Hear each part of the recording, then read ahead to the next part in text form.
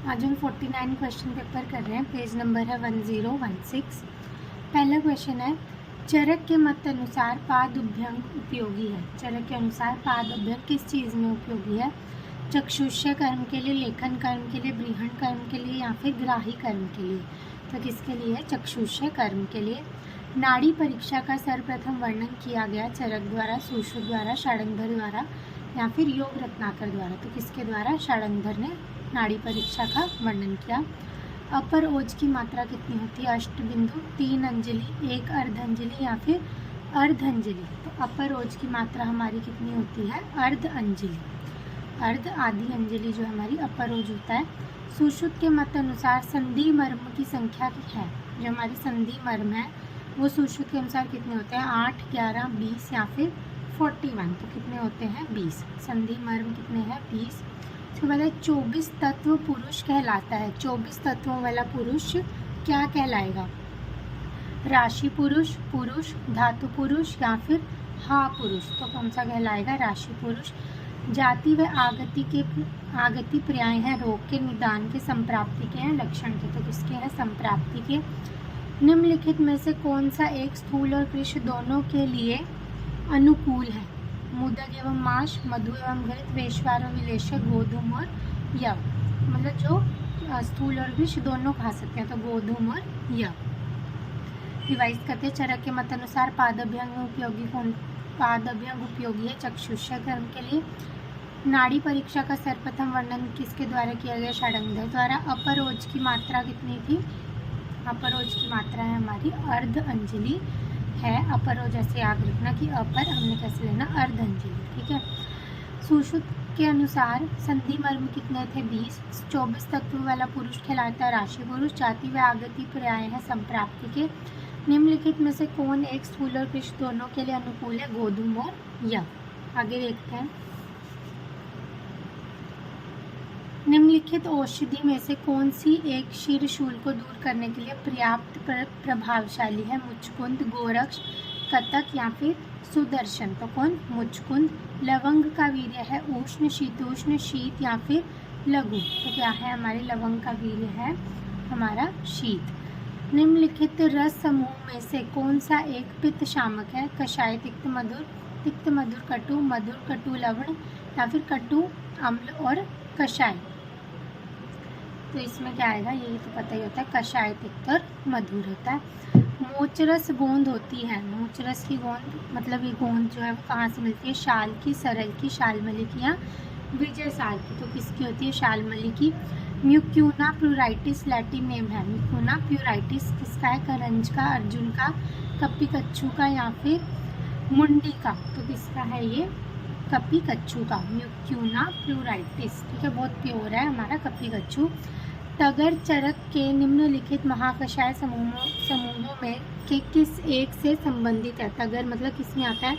शीत प्रशमन, कृमिघन, छर्दी निग्रहण या फिर दाह प्रशमनम। तो किस में आता है ये?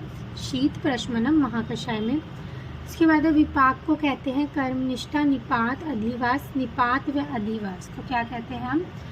कर्मनिष्ठा। स्त्रोतस पर मरीच का विशेष कर्म है अभिसंधि, कफ, कोपक, विषघन या फिर प्रमाथि। तो क्या होती है हमारी? मरीच प्रमाथि होती है।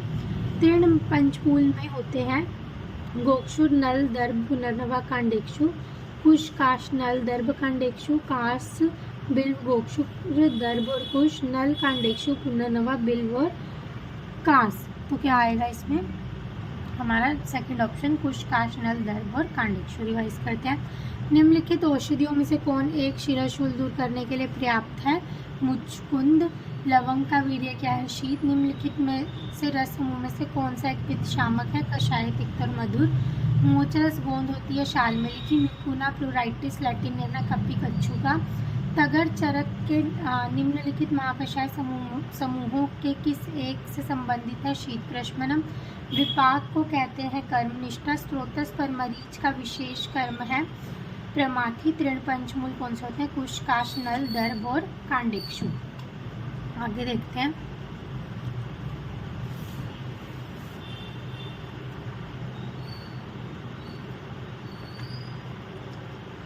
आगे है द्रव्य आधार है रस का, रक्त का, गुण का, रस तथा रक्त का, गुण व कर्म का, त्रिदोष तथा मल का, धातु तथा मल का। तो किसका है? गुण व कर्म का। द्रव्य किसका आधार है? गुण व कर्म का।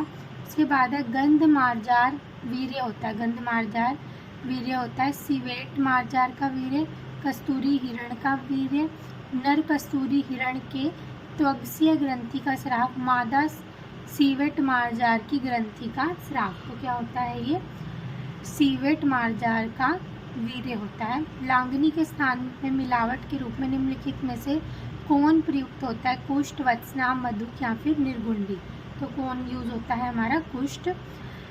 बोरीविया डिफ्यूजा लिन का कुल कौन सा है? बोरीविया डिफ्यूजा, एक्केथेंसी, कंपोजिटिव, नेकिटिजेंसी या फिर क्रूसीफेरी। कौन क्या है इसका? हमारा निकिटेजेंसी। ठीक है। उसके बाद किस ऋतु में पादप के मूल एकत्रित करने चाहिए?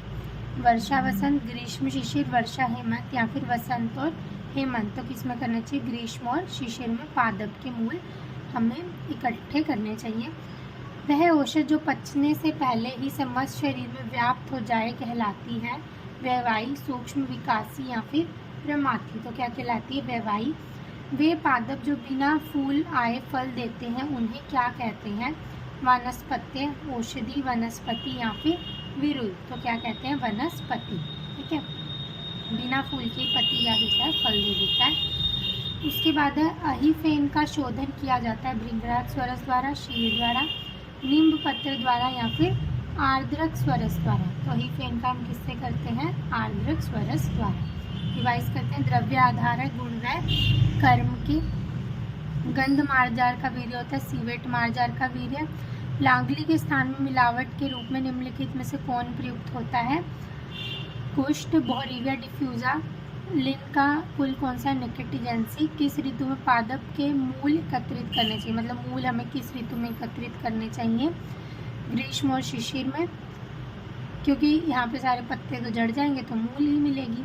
वह औषध जो पचने से पहले ही समस्त शरीर में व्याप्त हो जाए कहलाती है वैवाही। जो पादप बिना फूल आए फल देते हैं उन्हें कहते हैं वनस्पति। अहिफेन का शोधन किया जाता है आर्द्रक स्वरस द्वारा। आगे देखते हैं।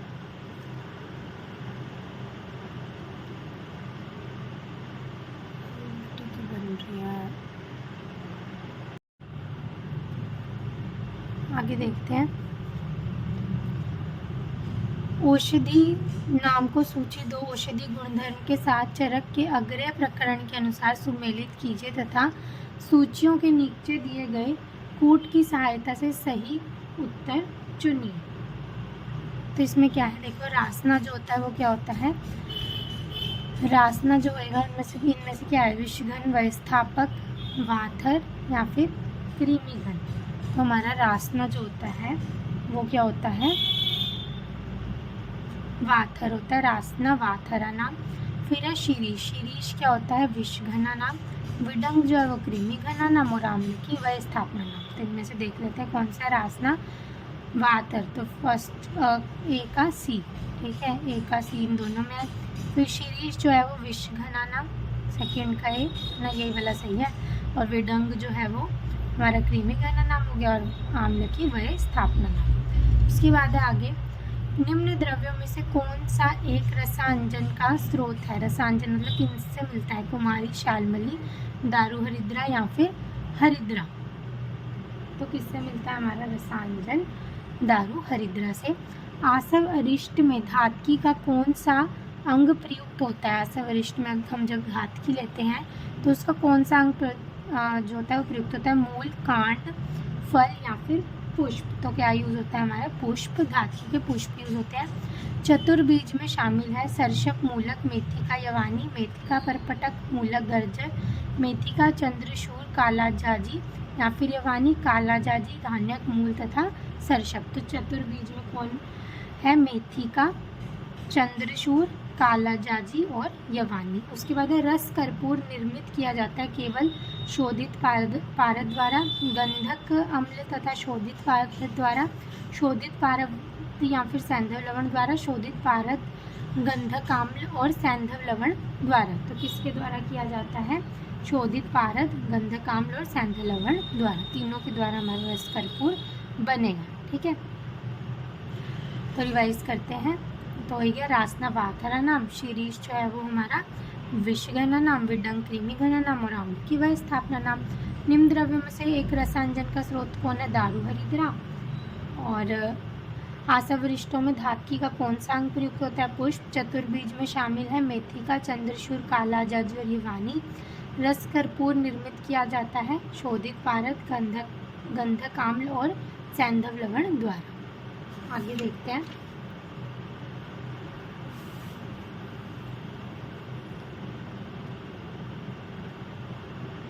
आगे है षडगुण सिंदूर होता है। 6 गुणों वाला सिंदूर कौन सा होता है? शोधित पारद तथा शोधित गंधक, ताम्र भस्म तथा शोधित गंधक, शोधित गंधक अभ्रक भस्म, मंडूर भस्म, शोधित गंधक मंडूर भस्म व शंख भस्म।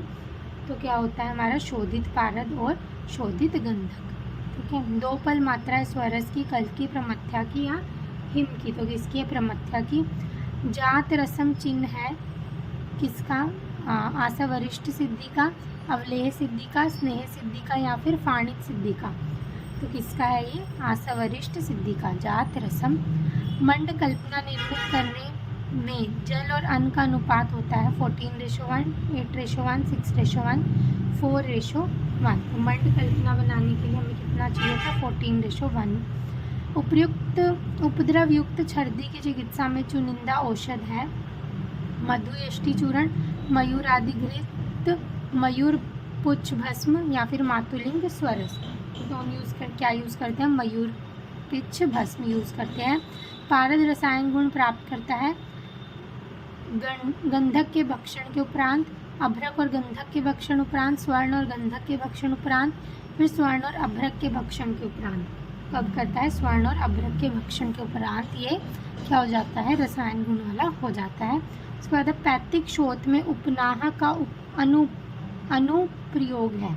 पैतिक शोथ में अगर हम उपनाह का अनुप्रयोग है, हेतु विपरीत अर्थकारी उपशय, अनुपशय, उभय विपरीत अर्थकारी उपशय या फिर व्याधि विपरीत अर्थकारी उपशय। तो क्या है ये? हेतु विपरीत अर्थकारी उपशय। रक्तज कृमि उत्पन्न करता है शिरह पीड़ा, अतिलोम, लोमशात या फिर इंद्रलुक। तो क्या करता है? रक्तज कृमि लोमशात उत्पन्न करेगा। रिवाइज करते हैं। षडगुण सिंदूर क्या होता है? इनमें से शोधित गंधक और शोधित पारद और शोधित गंधक। 2 पल मात्रा किसके? प्रमथ्या की। जात रसम चिन्ह आसावरिष्ट सिद्धि का। मंड कल्पना में कितना जल और अन्न का अनुपात होता है? 14:1।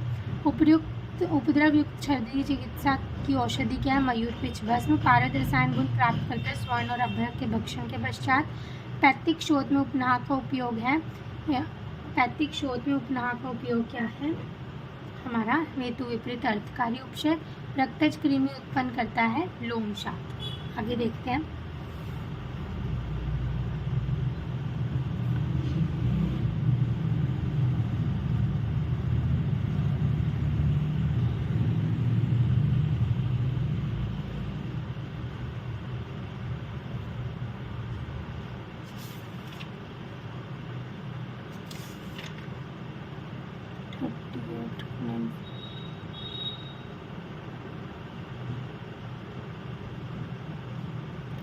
आगे देखते हैं। निम्नलिखित परीक्षाओं में से कौन सी एक सप्त धातु की स्थिति पर प्रकाश डालती है?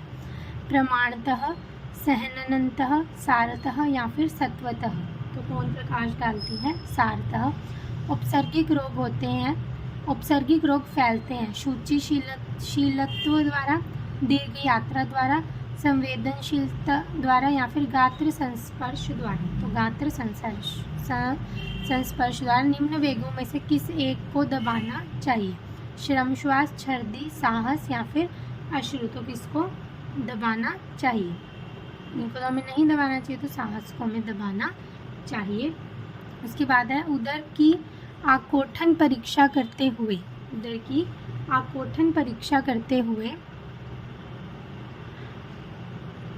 समय आधमात धृति शब्दवत उदर रोग के किस प्रकार में पाया जाता है? वातिक उदर रोग, प्लीहोदर, जलोदर या फिर बदगुद उदर, तो किसमें पाया जाता है हमारा वातिक उदर रोग में। उसके बाद है निम्न स्थितियों पर विचार कीजिए।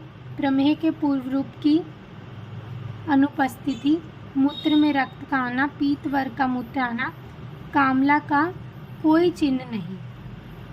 तो कोई रक्त पित्त में उपर्युक्त स्थितियों में से कौन सी पाई जाती है, मतलब इनमें से रक्त पित्त में से कौन सी स्थिति इनमें से पाई जाएगी।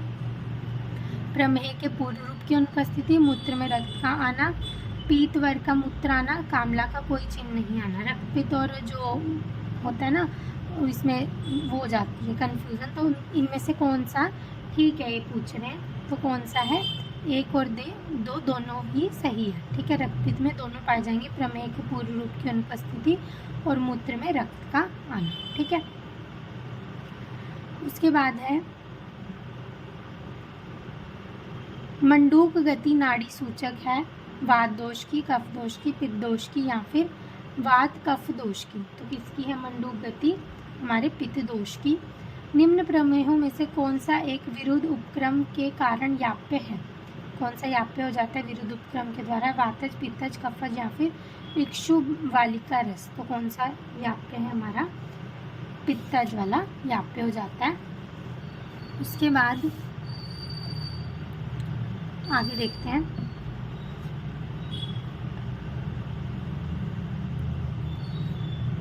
निम्नलिखित सूत्रों में से कौन सा एक सही नहीं है। तमकेतु विरेचनम उदरे नित्यमेव विरेचयेत, पक्षाघाते बस्ती, पक्षाघाते विरेचनम। तो कौन सा सही नहीं है, पक्षाघाते बस्ती, बाकी सब सही है। सूची 1 को सूची 2 के साथ सम्मिलित कीजिए, मतलब रोग और अपथ्य बताए हैं तथा सूचियों में दिए गए कूट की सहायता से सही उत्तर चुनिए। तो क्या है देखो, अम्लपित्त, मधुमेह, वातिक गुल्म और अधोग रक्तपित्त, इनके आगे इनके अपथ्य लिखे हैं कि मतलब इसमें क्या क्या नहीं खाना। ठीक है, तो देखते हैं अम्लपित्त में हमने क्या नहीं खाना, अम्लपित्त में हम क्या नहीं खाते, कुलथ नहीं खाते। मधुमेह में क्या नहीं खाते, मधुर रस नहीं खाते। वातिक गुल्म में हम क्या नहीं खाते, वातिक गुल्म में वमन नहीं करते। और अधोग रक्तपित्त में हम विरेचन नहीं कराते। ठीक है, शतावरी में से किसी का नहीं था। तो अम्लपित्त में कुलथ नहीं खानी, मधुमेह में मधुर रस, वातिक गुल्म में हमने वमन नहीं कराना और अधोग रक्तपित्त में विरेचन नहीं कराना। उसके बाद है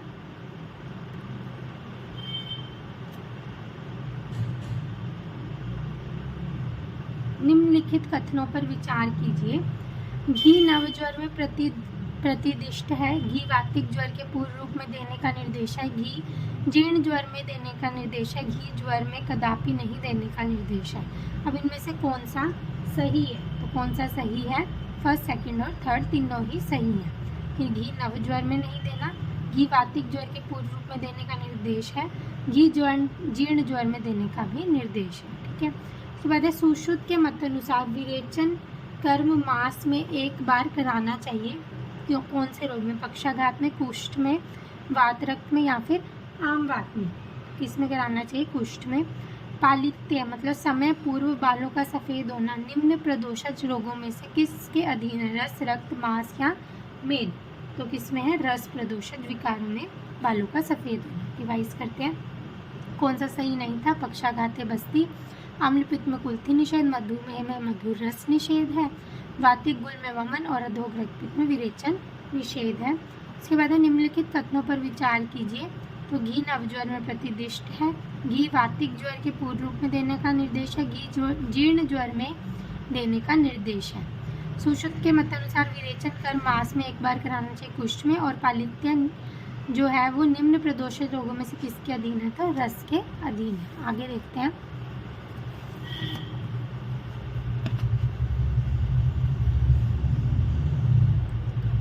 जन्म बल प्रवृत्त व्याधि इनमें से कौन सी है जो जन्म से ही होती है, कौन सी है, प्रमेह, बाधिर्य, अर्श और कुष्ठ। तो कौन सी है हमारी बाधिर्य जो है वो जन्म बल प्रवृत्त व्याधि है। ठीक है, निम्न बस्तियों में से कौन सी एक प्रतिदिन एवं किसी भी ऋतु में लंबे समय तक दी जा सकती है, निरूह, पिच्छा, मात्रा या फिर शीर बस्ती। तो कौन सी दे सकते हैं, मात्रा बस्ती लंबे टाइम तक दे सकते हैं। उसके बाद है निम्नलिखित कृमियों में से कौन सा एक पांडु रोग का कारण है? फीता कृमि, गोल कृमि, अंकुश कृमि या फिर नेहरूया कृमि। तो कौन सी है? अनीमिया का कारण कौन सी है? अंकुश कृमि या फिर हुक वॉर्म जिसको हम बोलते हैं। भ्रम होता है वात, कफ एवं तमस के कारण, वात, पित्त एवं राजस के कारण, पित्त एवं तमस के कारण, वात, पित्त और तमस के कारण। तो किसके कारण होता है? वात, पित्त एवं रज के कारण। निम्नलिखित रोगों एवं चिकित्सा उपायों में से कौन सा एक सही सुमेलित नहीं है? स्थौल्य की चिकित्सा स्नेहन, काशर्य की संतर्पण, संतर्पण जन्य की लाघव और अपतर्पण की गौरव। तो इनमें से कौन सा सही नहीं है? तो कौन सा नहीं है? स्थौल्य की स्नेहन चिकित्सा सही नहीं है। गुल्म की चिकित्सा करते समय विशेष रूप से ध्यान रखना चाहिए सभी तीनों दोषों का, वात तथा कफ दोष का, कफ और पित्त दोष का और वात दोष का। तो किसका रखना चाहिए हमें ध्यान की? इसका वात दोष का हमें गुल्म में ध्यान रखना है। निम्नलिखित कथनों पर विचार कीजिए। शाखागत दोष कोष्ठ में आ सकता है। दोष कोष्ठ से शाखा में वृद्धि के मान के द्वारा चला जाता है। तो दोनों जो असर्शन और रीज़न दोनों सही है, और जो रीज़न है वो असर्शन की सही व्याख्या है। असर्शन और रीज़न दोनों सत्य, किंतु रीज़न असर्शन की सही व्याख्या नहीं है। ए सत्य परंतु रीज़न जो है वो असत्य है, असर्शन असत्य परंतु रीज़न सत्य है। तो इनमें से कौन सा सही है?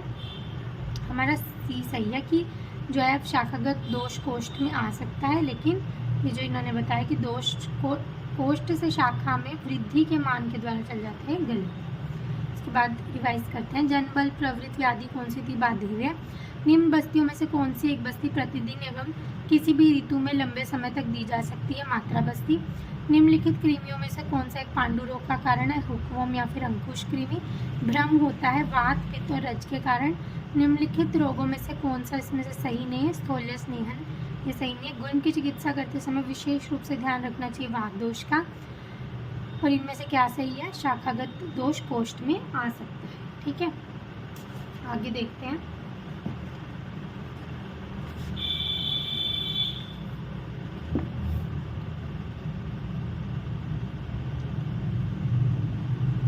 शाखा ओटक चुनिंदा औषध है हृदरोग की चिकित्सा में, अतिसार की चिकित्सा में, परिणाम शूल की चिकित्सा में, शलीपथ की चिकित्सा में। तो किसमें यूज होता है ये? शलीपथ की चिकित्सा में। शाखोटक संधि शोथ की चिकित्सा में प्रयुक्त होने वाला संख्या युक्त वानस्पतिक खनिज है संजीवनी, अग्नितुंडी रस, वात गजंकुश रस या फिर आम वातारी रस। तो कौन है इनमें से? वात गजंकुश रस। संधि शोथ की चिकित्सा करते हुए हमने क्या वात गजंकुश रस देना है। उसके बाद है सूची 1 में रोग है और सूची 2 में औषध है, उसको सुसुमेलित करना है। प्रमेह की कौन सी औषध है? रक्तपित्त की, अश्मरी की या ज्वर की। तो प्रमेह की क्या औषध है? हरिद्रा। रक्तपित्त की क्या है? हमारी कूष्मांड। अश्मरी की हमारी औषध क्या है? कुलथ। कुलथ और ज्वर की क्या है? हमारी वत्सना। ठीक है, प्रमेह की क्या होगी? हरिद्रा। रक्तपित्त की कूष्मांड, अश्मरी की कुलथ और ज्वर की क्या हो गई? हमारी वत्सना। ठीक है, रसरत्न समुच्चय में आरोग्यवर्धनी का वर्णन है उदर रोग की चिकित्सा अधिकार में, विबंध में, कुष्ठ रोग में या फिर वात व्याधि में। तो किसमें है? आरोग्यवर्धनी वटी कुष्ठ रोग की चिकित्सा अधिकार में। रिवाइज करते हैं। शाखोटक चुनिंदा औषध है किसकी चिकित्सा में? शलीपथ की चिकित्सा में। संधि शोथ की चिकित्सा में प्रयुक्त होने वाला संख्या युक्त वानस्पतिक है वात गजंकुश रस। इनमें से सही कौन सा था? प्रमेय हरिद्रा, रक्तपित्त कूष्मांड, अश्मरी कुलथ और ज्वर का वत्सना। रस रत्न समुच्चय में आरोग्यवर्धनी वटी का वर्णन है कुष्ठ रोग के चिकित्सा अधिकार में। आगे आम बात में प्रयुक्त औषधियों के चिकित्सा अध्ययन से प्राप्त परिणाम नीचे दिए गए हैं। ये देखते हैं, दिए गए हैं ये आम बात में जो हमने औषधियाँ दी, जैसे बल्लातक दिया, गुगलू दी, रासना दी, अश्वगंधा दी। तो इससे रोग की मुक्ति कितनी हुई, सुधार कितना हुआ, कोई परिवर्तन नहीं, और अनुषंगी प्रभाव कितना हुआ। ठीक है, तो उपयुक्त परिणाम के आधार पर कौन सी औषध या औषधियाँ सामान्य चिकित्सा कार्य में संसुप्ति योग्य नहीं है, मतलब इनमें से कौन सी फिट नहीं है, हम कौन सी नहीं दे सकते। तो देखो, जैसे रोग कितने डेथ हुए इसमें, रोग मुक्ति 75 की हुई, सुधार उनका 25 का हुआ, कोई परिवर्तन नहीं, शून्य। और अनुषंगी प्रभाव मतलब वापिस कितनों की आ गई 60 की, ठीक है। तो हम इसी पे देखेंगे, जिसका अनुषंगी प्रभाव हुआ वही हमने नहीं देंगे, ठीक है। तो हम भल्लातक नहीं देंगे, बाकी सब दे देंगे, कुगलू, रासना और अश्वगंधा आम बात में हम दे देंगे। उसके बाद है निम्नलिखित कथनों पर विचार कीजिए। मूत्र कृच्छ में श्वेत परपटी निर्दिष्ट दी जाती है। श्वेत परपटी में गंधक और पारद दोनों सम्मिलित होते हैं। तो अब इन वही असर्शन रीजन है, तो इनमें से कौन सा सही है असर्शन रीजन कि ए सत्य परंतु रीजन असत्य है कि मूत्र कृच्छ में हम श्वेत परपटी तो देते हैं लेकिन उसमें गंधक और पारद दोनों नहीं होते। उसके बाद है पंचकोल में सम्मिलित है पिपलीमूल, चव्यचित्रक और शुंठी, ठीक है, या नागर जो भी बोल सकते हैं, तो ये सही है। अमृत प्राश घृत का निर्देश किस अवस्था में किया जाता है? अपस्मार, शतशीर्ण, शोथ या फिर वात्रक। तो अमृत प्राश घृत हमने किस में देना है? शतशीर्ण में। रिवाइज करते हैं, आम बात में हम कौन सी नहीं दे सकते? भल्लातक नहीं दे सकते। मूत्र कृच्छ में श्वेत परपटी निर्दिष्ट है। पंचकोल क्या होते हैं? पिपलीमूल, चव्यचित्रक और नागर। अमृत प्राश घृत का निर्देश किस अवस्था में किया जाता है? तो शतशीर्ण में। आगे देखते हैं।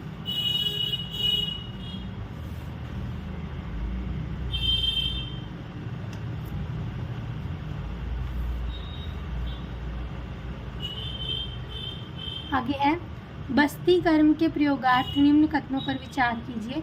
बस्ती की कुल संख्या 30 है। 12 अनुवासन और 18 आस्थापन बस्ती, 18 अनुवासन और 12 आस्थापन बस्ती, 15 अनुवासन और 15 आस्थापन बस्ती। इनमें से कौन सा सही है बताना, इनमें से कि कौन सा सही है। तो कौन सा सही है?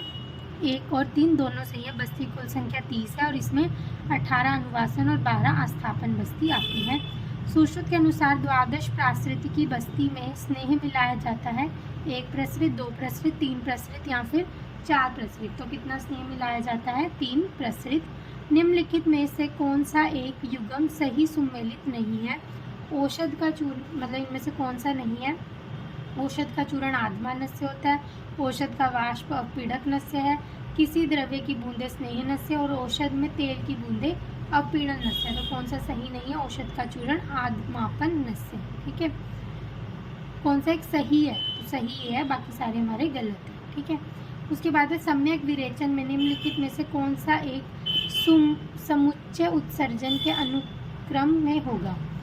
मतलब कि कैसे, मतलब चीज़ें निकलेंगी। विट्ट, पित्त, कफ, अनिल, औषध, विट्ट, पित्त, कफ, औषध, विट्ट, पित्त, अनिल, औषध, पित्त, कफ और अनिल। तो कौन सा सही है इनमें से? हमारा कि पहले विट्ट निकलेगा, फिर पित्त, फिर कफ, फिर लास्ट में अनिल, ठीक है।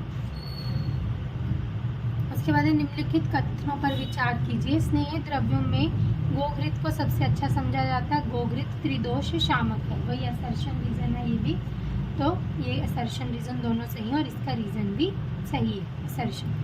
कहते मदन फल का कौन सा भाग वमन के लिए क्रियाशील घटक होता है? शुष्क, संपूर्ण फल, बीज, फूल, फल का गुद्देदार भाग या फिर फूल। तो इनमें से वमन कौन कराता है? बीज। मदन फल के बीज हम यूज करते हैं। रिवाइज करते हैं। बस्ती कर्म के प्रयोगार्थ निम्न कथनों पर विचार कीजिए। बस्ती की कुल संख्या 30 और 18 अनुवासन और 12 आस्थापन बस्ती। सुश्रुत के अनुसार द्वादश प्रासृत की बस्ती में स्नेह मिलाया जाता है। तो कितना मिलाया जाता है? 3 प्रसृत। निम्नलिखित में से कौन सा एक युग्म सही सुमेलित नहीं है? तो फर्स्ट वाला नहीं है, सही है, मतलब सॉरी वो है फर्स्ट वाला। सम्यक विरेचन में निम्नलिखित में से कौन सा एक समुच्चय उत्सर्जन के लिए सही होगा? विट्ट, पित्त, कफ और अनिल। फिर है स्नेह द्रव्यों में गोघृत सबसे अच्छा है और गोघृत त्रिदोष शामक है। तो असर्शन और रीजन सही है बिल्कुल। उसके बाद है मदन फल का कौन सा भाग वमन के लिए क्रियाशील घटक होता है? तो कौन सा होता है? बीज यूज होता है वमन के लिए। इसके बाद आगे है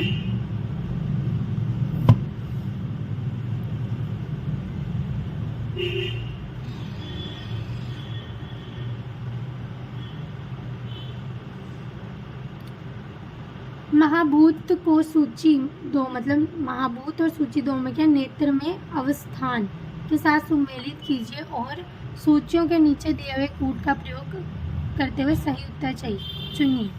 तो जो आकाश है वो कौन से में रहता है? अश्रु मार्ग में कौन सा महाभूत रहता है? कृष्ण मंडल में, रक्त मंडल में और मांस में कौन सा रहता है? तो हमारा जो श्वेत आकाश है वो किस में रहेगा? आकाश हमारा रहेगा अश्रु मार्ग में, ठीक है, क्योंकि खाली जगह है, ठीक है। फिर जल जो है वो किस में रहेगा?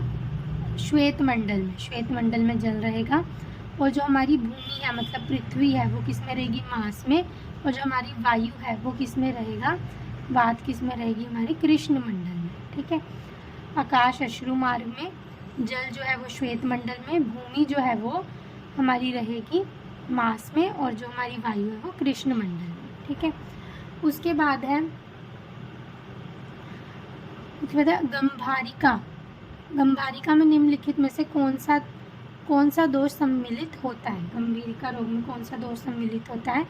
पित्त, वायु, कफ और त्रिदोष। तो कौन सा? वायु होता है। उसके बाद है वात हत अधिमंथ रोग है, यहाँ पे कष्ट साध्य, साध्य या असाध्य। तो वात हत अधिमंथ कौन सा है?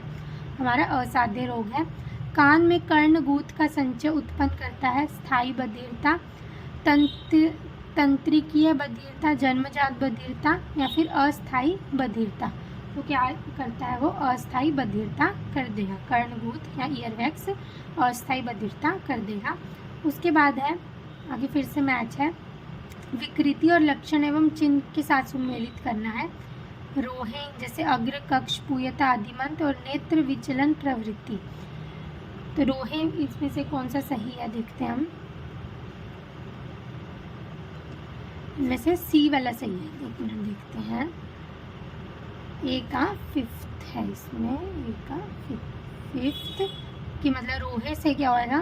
प्रकाश असंहिता, मतलब रोहे विकृति है उसमें प्रकाश में असंहिता हो जाती है, मतलब प्रकाश सहन नहीं होता।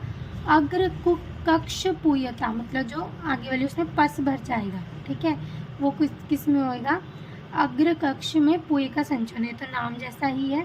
उसके बाद अधिमंत, अधिमंत में क्या हो जाता है? अधिमंत में हमारा हो जाता है नेत्रगत दबाव का बढ़ जाना, ठीक है। अधिमंत रोग में नेत्रगत दबाव का बढ़ जाना। और नेत्र विचलन प्रवृत्ति किस में हो जाती है? हमारी नेत्र अक्ष का पथ भ्रष्ट होना। अगर नेत्र का जो अक्ष है वो पथ भ्रष्ट हो जाए तो नेत्र विचलन में प्रवृत्ति हो जाती है, ठीक है। हम रिवाइज करते हैं। महाभूत और उनसे संबंधित क्या था? आकाश अश्रु मार्ग में, जल जो है वो श्वेत मंडल में, भूमि जो है मांस में और वायु कृष्ण मंडल में। गंभारिका रोग में कौन सा दोष सम्मिलित है? वात। हत अधिमंत रोग असाध्य है। कर्णगूत का संचय उत्पन्न करता है अस्थायी बधिरता। रोहों से प्रकाश असहिता। अग्र कक्ष पूयता, अग्र कक्ष में पूय का संचरण। अधिमंत नेत्रगत दबाव का बढ़ना। नेत्र विचलन प्रवृत्ति, नेत्र अक्ष का पथ भ्रष्ट हो जाना। आगे देखते हैं।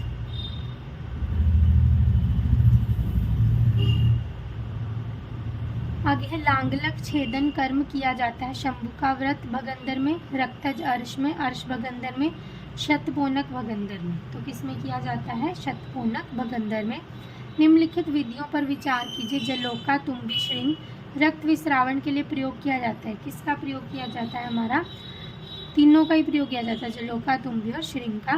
व्रण के निम्नलिखित प्रकारों में से किसमें उत्सादन कर्म किया जाता है? परिशुष्क कल्प मासना, वात आत्मक अरुजानाम, उत्सन्नम मृदु मासानाम, कठिनानाम मासानाम। तो किसमें किया जाता है? परिशुष्क कल्पम मासानाम, उत्सादन कर्म इसमें किया जाता है। उसके बाद है निम्नलिखित में से किस मर्म पर अभिघात होने से नपुंसकता उत्पन्न हो जाती है? बस्ती, विट्टप, लोहिताक्ष या फिर नितम। किस पे हो जाती है? विट्टप पे। संधियों में अभिघात होने पर किस प्रकार की पट्टी निर्दिष्ट की जाती है? मंडल, विबंध, स्वस्तिक या फिर स्थगिका। तो संधियों में हम कौन सी पट्टी लगाते हैं? स्वस्तिक बंध लगाते हैं। अर्श के कठिन प्रकार की प्रभावकारी चिकित्सा की जा सकती है। अर्श के कठिन प्रकार की प्रभावकारी चिकित्सा क्या है? भेषज, शारकर्म, अग्निकर्म या फिर रक्त मोक्षण। तो क्या है इसकी? अग्निकर्म। फिर से मैच है विकृति और साध्यता की है मैच। एक बार इसको रिवाइज कर लेते हैं। लांगलक छेदन किस में किया जाता है? हमारा लांगलक छेदन हमारा किया जाता है शतपोनक भगंदर में। निम्नलिखित विधियों पर विचार करने पर सभी जो है वो हमारे रक्त स्रावण के लिए थी। व्रण के निम्नलिखित प्रकाशों में से किस में उत्सादन कर्म किया जाता है? परिशुष्क कल्पमासा में। निम्नलिखित में से किस मर्म पर अभिघात होने पर नपुंसकता आ जाती है? विटप। संधियों में अभिघात होने पर किस प्रकार की पट्टी बांधते हैं? स्वस्तिक। अर्श के कठिन प्रकार की प्रभावकारी चिकित्सा की जाती है अग्निकर्म द्वारा। आगे मैच है, देखते हैं।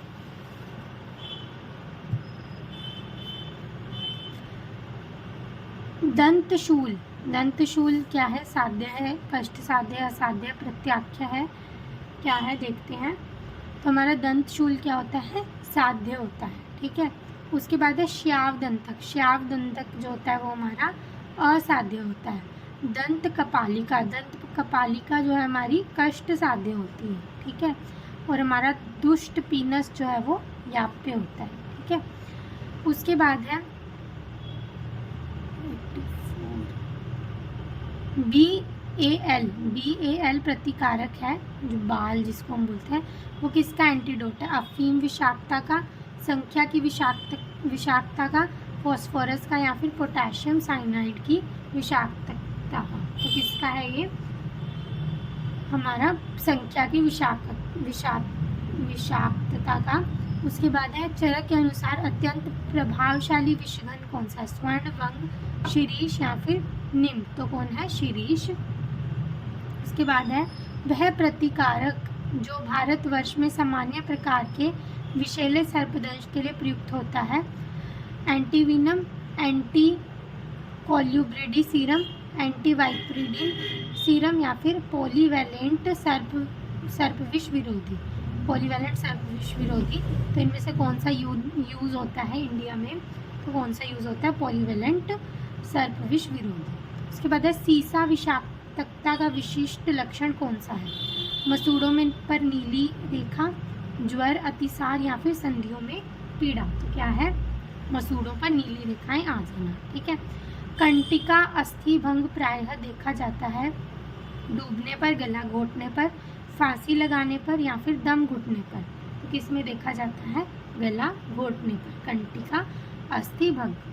उसके बाद है आगे अरिष्टा बंधन एक चिकित्सा है जिसमें अरिष्ट औषध के रूप में दिए जाते हैं। रोगी में रिष्ट लक्षण दिखाई देते हैं। धागों से बंधन किया जाता है। मंत्र या धागे से बंधन किया जाता है। तो इसमें क्या आएगा? मंत्र एवं धागों से बंधन किया जाता है। रिवाइज करते हैं। दंतशूल जो है वो क्या है? साध्य। श्याव दंतक क्या है? असाध्य। दंत कपालिका कष्ट साध्य और दुष्ट पीनस याप्य है। BAL प्रतिकारक किसका है? हमारा बाल जिसको हम बोलते हैं वो किसका प्रति एंटीडोट है? हमारा संख्या की विषाक्तता का। चरक के अनुसार अत्यंत प्रभावशाली विषघन है शिरीष। वह प्रतिकारक जो भारतवर्ष में यूज होता है पॉलीवैलेंट सर्पविष विरोधी। सीसा की विषाक्तता का विशिष्ट लक्षण क्या है? मसूड़ों पर नीली रेखा। कंटिका अस्थि भंग प्रायः देखा जाता है गला घोटने पर। अरिष्ट बंधन एक चिकित्सा है जिसमें मंत्र व धागे से बंधन किया जाता है। ये देखते हैं।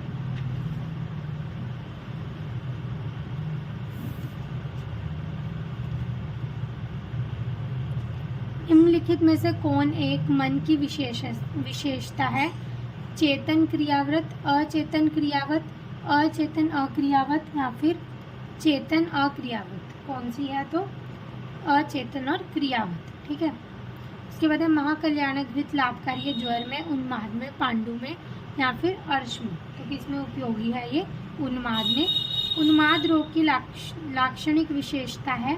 तो क्या है इसकी लाक्षणिक विशेषता? मन, बुद्धि, संज्ञा, ज्ञान, स्मृति, भक्तिशील चेष्टा और आचार का विभ्रंश। स्मृति का नाश होना, आधारभूत चिन्ह मूर्छा का, अपस्मार का, उन्माद का, या फिर संन्यास का। तो किसका है ये? अपस्मार का।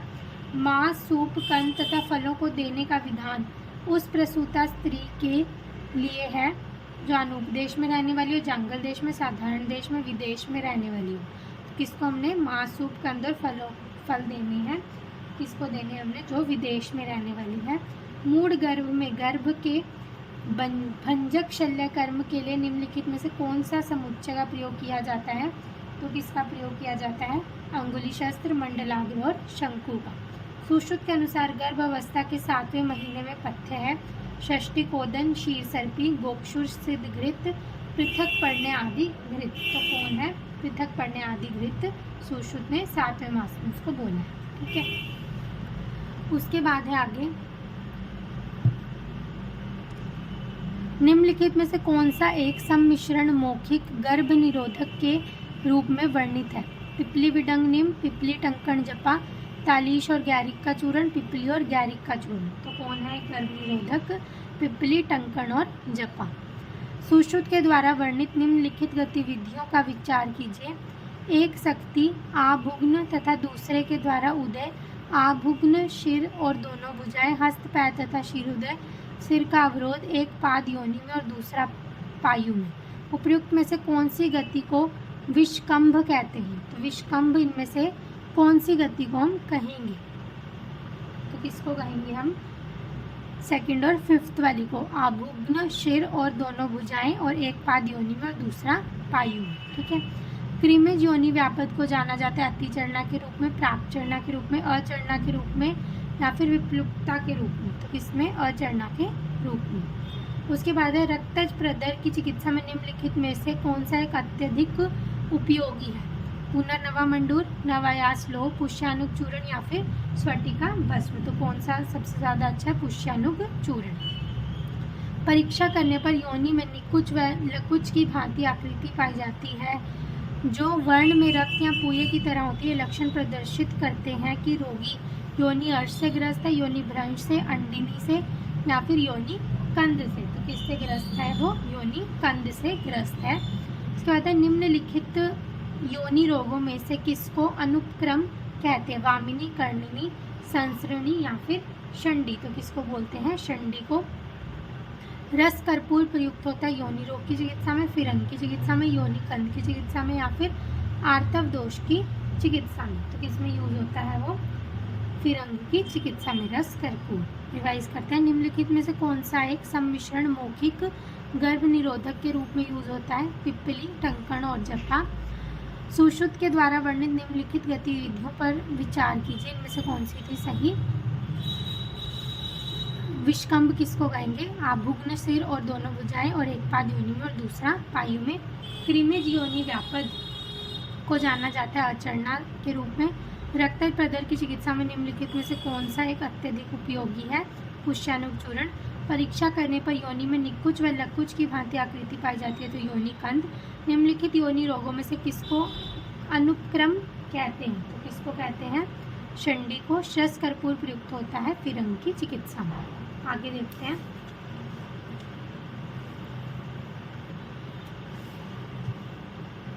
बालकों में कास, ज्वर तथा छर्दी की एकमात्र चुनिंदा औषध है अतिविषा, यष्टि, मधु, अश्वगंधा या अहिफेन। तो कौन सी है हमारी? अतिविषा। बालकों में कास, ज्वर और छर्दी के लिए अतिविषा। फिर रोग और चिकित्सा लक्षण है मुखमंडिका का। कौन सा लक्षण आएगा? मुखमंडिका का है लक्षण हमारा उदर का काली व नीली सिराओं से युक्त होना। गर्भज फक का क्या है? शीयते म्रियते वापी। उपशीर्षक का है नवजात शिशु के सिर पर पीड़ा रहित शोथ। और शुष्क रेवती का क्या है? उदर पर परविल एवं उभरी सिराओं की उपस्थिति। ठीक है, इसके बाद है क्षारीय दुग्ध के उपयोग से बालकों में निम्नलिखित में से कौन से उपद्रव होते हैं? तो कौन से उपद्रव होते हैं? नेत्र विकार, कंडू, व्रण, मुख तथा नासा से अत्यधिक श्लेषाभ, स्राव। ठीक है, कर्णपाली में कौन सी एक सिरा का वेदन करने से ज्वर, पीड़ा और ग्रंथिल उत्पन्न हो जाते हैं? लोहितिका, कालिका, मर्मिका या फिर न्यष्टिका। इसमें होते हैं हमारे मर्मिका में। निम्नलिखित महाकषाय समूहों पर विचार कीजिए। पर इतना रिवाइज करते हैं। बालकों में कास, ज्वर, छर्दी की एकमात्र औषध क्या है? अतिविषा। मुखमंडिका क्या है? उदर पर काली या नीली सिराओं युक्त होना। गर्भज फक क्या है? शीयते म्रियते वापी। उपशीर्षक में नवजात शिशु के सिर पर पीड़ा रही शोथ। और शुष्क रेवती क्या है? उदर में परविल एवं उभरी हुई सिराओं की उपस्थिति। क्षारीय दूध के उपयोग में बालकों में से निम्नलिखित में से कौन से उपद्रव होते हैं? नेत्र विकार, कंडू, व्रण, मुख व नासिका से अत्यधिक श्लेषाभ, स्राव। कर्णपाली में कौन सी एक सिरा का वेधन करने से ज्वर, पीड़ा और ग्रंथि उत्पन्न हो जाते हैं? मर्मिका। फिर आगे है निम्नलिखित महाकषाय समूह पर विचार कीजिए। वीरणशाली, दर्भकुश, पाठा, महाऔषधि, सुधारू और मुस्ता। आगे है कास, गुंद्रा, इक्षुवालिका, मुरवा, गुडुचि, कटुरोहिणी और सारिवा। तो ये सारे क्या हैं? मतलब इनमें से स्तन्य शोधन गण में जो समूह शामिल है वो कौन से हैं? पाठा, महाऔषधि, सुरदारू और मुस्ता, और मुरवा, गुडुचि, कटुरोहिणी और सारिवा। ठीक है। उसके बाद है आगे माता या धात्री या फिर शिशु को त्वरित वमन कराने का निर्देश है किसमें? हमने इसमें वमन किसमें कराना है? स्कंद ग्रह की चिकित्सा में, पित्त दूषित दूध की चिकित्सा में, बाल शोष की चिकित्सा में, शीर अल्सर की चिकित्सा में। तो किसमें कराना है हमने?